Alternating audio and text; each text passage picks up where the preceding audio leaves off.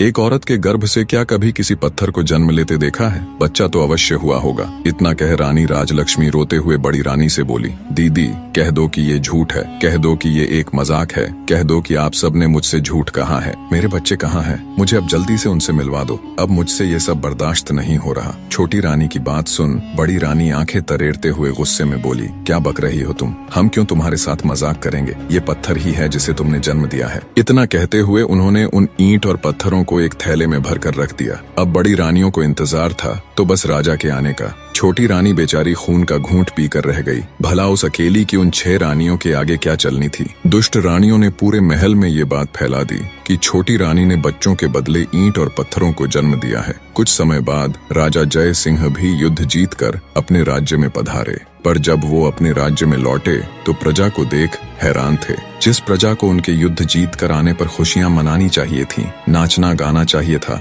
उन सब के मुंह लटके हुए थे। ये सब देख राजा को बड़ा आश्चर्य हुआ। वो असमंजस के साथ राजभवन में आए तो बड़ी रानी सहित अन्य 6 रानियों ने उनका स्वागत किया। उनके चेहरे पर अलग ही खुशी झलक रही थी, पर छोटी रानी राजलक्ष्मी का चेहरा मुरझाया हुआ था। ये सब देख राजा ने अपनी छोटी रानी से पूछा, क्या हुआ रानी, आपका चेहरा मुरझाया हुआ क्यों है? छोटी रानी कुछ कहती, उससे पहले ही बड़ी रानी बोल पड़ी, महाराज चेहरा तो मुरझाना ही था, इसका भेद जो खुल गया है। राजा बोला, भेद? कैसा भेद? तुम मुझे साफ साफ बताओ रानी कि आखिर बात क्या है? क्या रानी का प्रसव ठीक से हो गया था? तब दुष्ट रानी दुख का दिखावा करते हुए बोली, महाराज हमें ठग लिया गया है, हम सबके साथ बहुत बड़ा फरेब किया गया है। ये भोली सूरत वाली रानी राजलक्ष्मी एक झूठी मतकार और धोखेबाज औरत है। महाराज ये धूर्त स्त्री गर्भवती होने का दिखावा करती रही, जबकि ये कभी गर्भवती थी ही नहीं। इसने तो बस सब दिखावा किया है। गर्भ होने पर कुछ तो होता, इसे तो ईंट और पत्थर हुए हैं। इतना कहकर बड़ी रानी ने थैले में इकट्ठे किए हुए